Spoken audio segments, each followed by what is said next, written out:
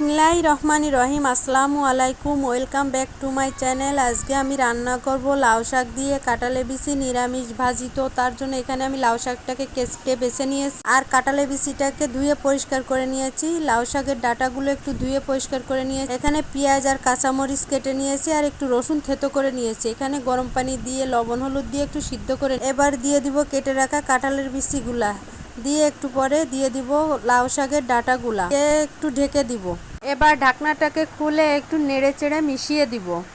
এরপর দিয়ে দিব কেটে রাখা কাঁচামরিচটাকে দিয়ে কেটে বেছে ধুয়ে রাখা লাউ শাকের পাতাগুলা দিয়ে একটুখানি ঢেকে দিব।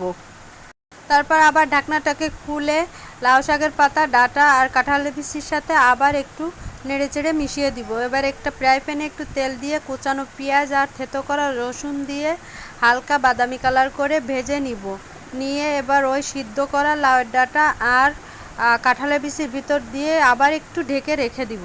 তারপর ঢাকনাটাকে খুলে আবার একটু নেড়ে চেড়ে মিশিয়ে দিব।